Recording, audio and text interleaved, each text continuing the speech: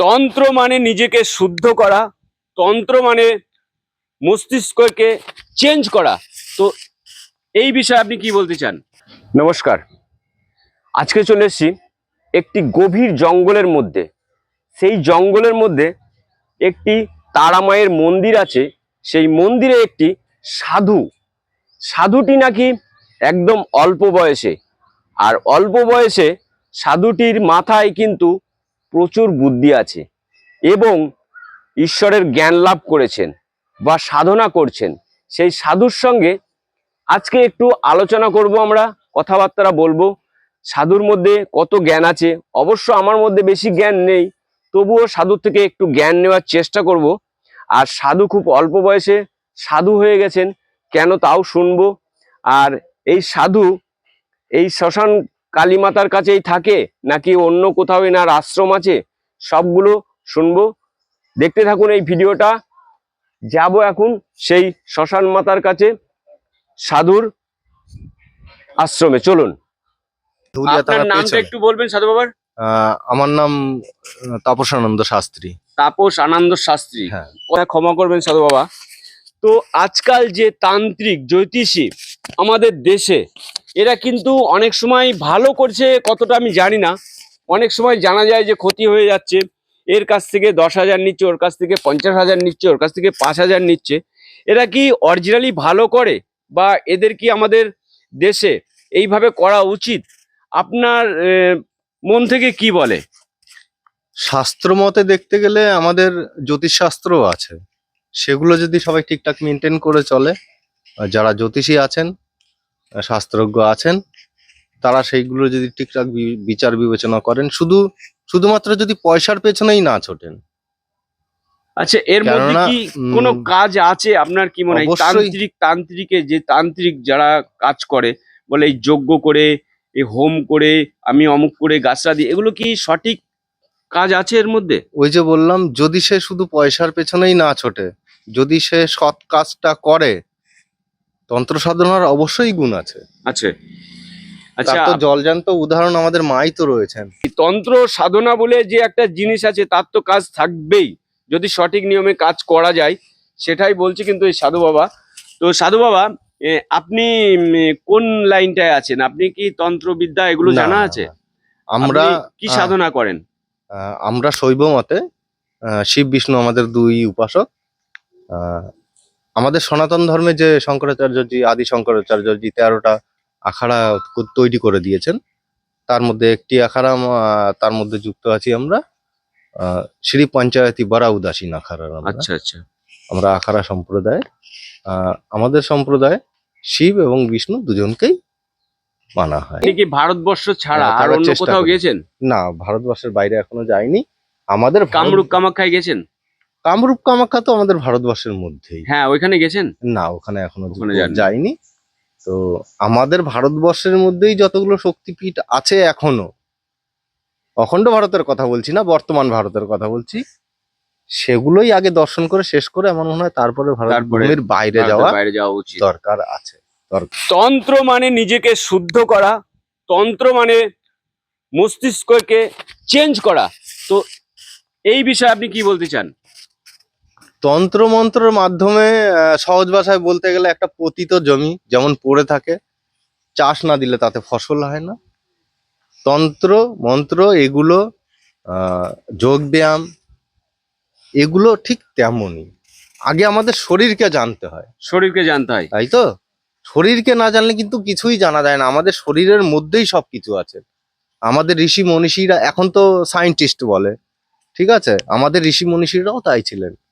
তারা অনেক রিসার্চ করে এগুলো অনেক পুঁথিপুস্তক লিখে গেছেন, গ্রন্থ লিখে গেছেন, শাস্ত্র লিখে গেছেন। তো যেমন পতিত ভূমিতে চাষ না দিলে, জল না দিলে, বীজ রোপণ না করলে গাছ হয় না, ফল হয় না, আমাদের শরীরটাও ঠিক তেমন। শরীরটাকে জানতে হবে, কোথায় কি দিতে হবে, সৎকর্মে থাকতে হবে, এগুলো অনেক বিস্তারের ব্যাপার। হঠাৎ মানে সাধু পথে এসছেন নাকি? আপনার ছোট বাচ্চা থেকে আপনার সাধু পথে যাবো এরকম? আমি ঘুরতে খুব ভালোবাসি। ঘুরতে খুব ভালো, মানে অ্যাকচুয়াল আমি রাইডার, মানে বাইক নিয়ে সারা ভারতবর্ষে মানে ঘুরতাম এক সময়। আচ্ছা আচ্ছা। তো আমার যে গুরুদেব আছেন, ওনারই আশ্রম আছে আমাদের ধুলিয়াতেই। তো আশ্রমে যাতায়াত ছিল আগের থেকেই। যে একটা ভালো কাজ হয়, বছরে একবার বিকলাঙ্গদের দান ধ্যান করা হয়। তো আমি সাউথ ইন্ডিয়াতে ট্যুরে গেছিলাম, তো যখন ফিরছি তখন কুম্ভ মেলা চলছে, এই যে মহাকুম্ভ গেল। হুম, হুম, হুম। তো আমি যখন ব্যাঙ্গালোর পৌঁছেছি, তো গুরুদেব ফোন করলেন যে কোথায় আছো, আমি বললাম এরকম ব্যাঙ্গালোর আছি, ফিরছি বাড়িতে। তো বললো ঠিক আছে, তাহলে কুম্ভ মেলা চলছে, আসো ঘুরে যাও। তো আমি দেখলাম আর 1000-1200 কিলোমিটার এক্সট্রা গাড়ি চালাতে হবে, যাই ঘুরেই আসি। তো ওখান থেকে এসেই এবার তিনি যা করান, আমরা তো ওটা কত কিছু না। সালে 25-এ আপনি সাধুপথে চলে এসেছেন? হ্যাঁ, সাধুপথে কিন্তু 1 বছর এখনো পূর্ণ হয়নি।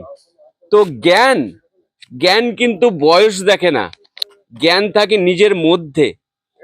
কতটা জ্ঞান উনি নিজের মধ্যে থেকে অর্জন করেছে, দুটো কথাতেই আমরা বুঝতে পেরে গেছি যে সাধুত্ব উনার মধ্যে আছে কি নেই।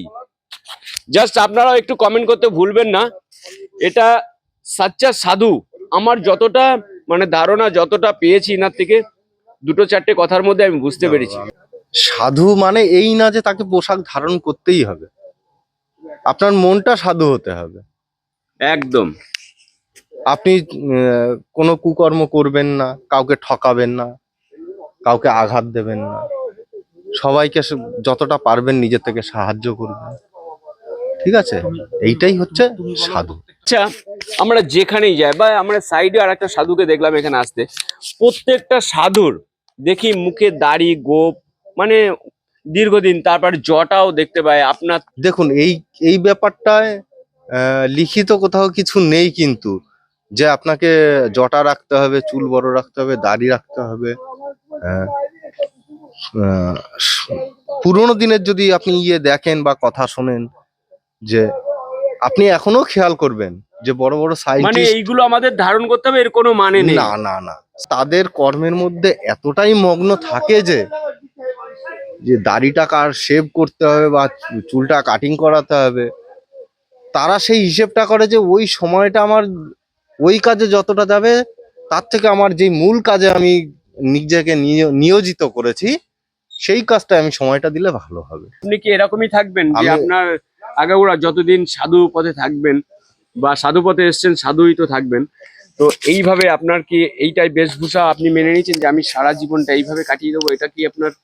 দেখুন, আমরা তো মানুষ, মায়ার বশবর্তী, চারিদিকে ঘিরে আছে মায়ায়। তো প্রভু যা করাবেন তাই করতে হবে। কিন্তু আমি সাধুদের এখন তো কোনো মায়া থাকে না। মায়া তো থাকে না, কিন্তু সংসারের সেই প্রতি মায়া থাকবে না তো? সেই জায়গাটা পৌঁছতে গেলেও তো একটা সময়ের ব্যাপার আছে না? আচ্ছা, আচ্ছা, আচ্ছা। ঠিক আছে, সেটা তো এক দুদিনে কিছু হয় না। হ্যাঁ, আপনি একদম গাছ একদম রাইট। আজকে লাগালেন, সকালে লাগালেন, বিকেলেই ফল পাবেন, এমন তো না। সেটাকে বেশ। পরিচর্যা করতে হবে। খুব সুন্দর লাগলো সাধুর সঙ্গে কথা বলে, সাধু বাবার সঙ্গে কথা বলে। সাধু বাবা বলছে যে মায়া, আমরা জানি যে সাধু পথে নেমে গেলে কোনো সংসারের প্রতি, কোনো কিছুর প্রতি আর মায়া থাকে না, কিন্তু সাধুর কিন্তু এখনো হালকা মায়া আছে আমাদের প্রতি, সবার প্রতি। সেই কারণে উনি আস্তে আস্তে মায়া ত্যাগ করে দেবেন। ত্যাগের মধ্যেই সব থেকে বড় শান্তি। ত্যাগই তো, আপনি সাধু যদি তো ত্যাগ। শান্তি খুঁজতে চান, কোথাও যেতে হবে না, বাড়ি বসেই শান্তি পাবেন, বাড়ি কিন্তু বসে শান্তি ত্যাগ পাওয়া যায়, ত্যাগ করাটা করতে হবে। শিখতে হবে। হ্যাঁ। আর ওই আহ, বলে গেছেন যে রামকৃষ্ণ পরমহংসদেব বলে গেছেন যে জীবে প্রেম করে যেই জন সেই জন সেই জন্য শিবেছি সে বিশ্ব ঈশ্বর। তো জীবে প্রেম করুন, জীবকে ভালোবাসুন, জীব ঈশ্বর, আর জীব সেবা ঈশ্বর সেবা।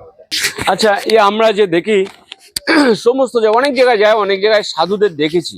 এই সাধুরা মানে কি করছে জানি না, ব্যবসা করছে নাকি তারা দেশের জন্য সেবা করছে। তো আমি জানতে চাইছি যে এই যে লোভ মায়া এইগুলো ত্যাগ করে যে সাধু পথে যাবে, এইগুলো ত্যাগ করেই তো মোক্ষের দিকেই তো আপনাদের মানে টার্গেট থাকে যে আমাদের ঈশ্বর মোক্ষ লাভ করতে হবে, তাই তো? এই কথাটা কি বল? মুখ্য কথার অর্থ হচ্ছে যে আমরা এই 84 লক্ষ জনই জন্মগ্রহণ করার পরে কিন্তু আমাদের মনুষ্য জীবন আসে। তো এই মনুষ্য জীবন 84 লক্ষ জনই পার করার পর আসে এই কারণেই, যেন বারবার আমাদের মানুষ এই জন্ম না হয়, মৃত্যু লোকে যেন না না আসতে হয়, আসতে হয়। না আসতে হয়। তো আপনি ঠিকই বলেছেন যে হ্যাঁ, লোভ মায়া এগুলো ত্যাগ করতে হয়। যে সাধু সন্ত হয়, যে আপনি বাড়িতে থেকেও সাধু সন্ত হতে পারবেন। এই নয় যে আপনাকে পোশাক পরতে হবে, আপনাকে বড় বড় চুলদাড়ি রাখতে হবে, শিখা রাখতে হবে। হ্যাঁ, শিখা রাখারও একটা নিয়ম আছে, ওটা রাখতেই হয় আমাদের সনাতনীদের। তো ওই যে বললাম যে সৎকর্ম করতে হবে, সবাইকে ভালোবাসতে হবে। আমাদের মনুষ্য জীবনের 4টি আশ্রম আসে: ব্রহ্মচর্য, গৃহস্থ, বানপ্রস্থ এবং সন্ন্যাস। এবং আপনি সৎসঙ্গ করলে এগুলো জানতে পারবেন যে এই আশ্রমের মধ্যে দিয়ে কি কি আছে। সাধু সন্ন্যাসী হওয়ার এইরকম ঘর সংসার ছাড়ার কোনো দরকার নেই। এবার প্রভু যাকে যেইভাবে পাঠাবেন, যা কর্ম করার জন্য পাঠাবেন, তাকে তো সেটা করতেই হবে। করতেই হবে। ঠিক আছে, কিন্তু এই 4টি আশ্রম জানলেই আমাদের জানা হয়ে যায় যে আমাদের জীবনের মূল উদ্দেশ্য কি, এই মনুষ্য জীবনের উদ্দেশ্যটা কি। জন্মে থেকে জেনে আসছি যে সংসার ধর্ম বড় ধর্ম, তার মধ্যে আপনি বলছেন যে সংসার ধর্ম বড় না সাধু ধর্ম বড়? ওই গীতায় ঠাকুরজি যে কথা বলেছেন, শ্রীকৃষ্ণ আমাদের মহাপ্রভু চৈতন্যদেবের সেই কথা বলেছেন যে সংসার ধর্ম বড় ধর্ম। অর্থাৎ এটা বুঝতে হবে যে সংসার ধর্ম বড় ধর্ম কেন। ওই যে বললাম আপনাকে যে আমাদের মনুষ্য জীবনের 4টি আশ্রম আছে। 4টি আশ্রমের কি কি নিয়ম কানুন আছে, কি কি নিয়ম করতে হবে, কি কি পালন করতে হবে, সেগুলো জানতে হবে। তো শ্রীকৃষ্ণ বলছেন গীতায়, বারবার করে বলছেন যে মনুষ্য জীবনের সব থেকে বড় ধর্ম হচ্ছে তার কর্তব্য কর্ম। ওই 4টে আশ্রম যে বললাম, ব্রহ্মচর্য যখন চলে তখন আপনার একজন ব্রহ্মচারীর কর্তব্য কর্ম তাকে জ্ঞান অর্জন করা আর গুরু আদেশ পালন করা। যখন গৃহস্থ জীবনে আসবেন তখন আপনার কর্তব্য হবে স্ত্রী সন্তান পালন করা, পিতামাতা থাকলে তাদের সেবা করা, অর্থ জমানো, কিঞ্চিত অর্থ দান করা। তার মানে শিশুদের মধ্যেই তো ভগবানের বাস। তার মানে আপনি আপনার সন্তান সেবা করছেন, ভগবানের সেবা হয়ে যাচ্ছে। স্ত্রী সেবা করছেন, লক্ষ্মীর সেবা হয়ে যাচ্ছে। পিতামাতার সেবা করছেন, সে তো পিতামাতা তো স্বয়ং ভগবান, তার সেবা হচ্ছে। একদম, অর্থ একদম, জমাচ্ছেন, লক্ষ্মীকে জমাচ্ছেন, কিঞ্চিত অর্থ দান করছেন। দানের থেকে বড় কিছু নেই দুনিয়াতে। অসংখ্য অসংখ্য ধন্যবাদ এই সাধু বাবা তাপস আনন্দ শাস্ত্রীকে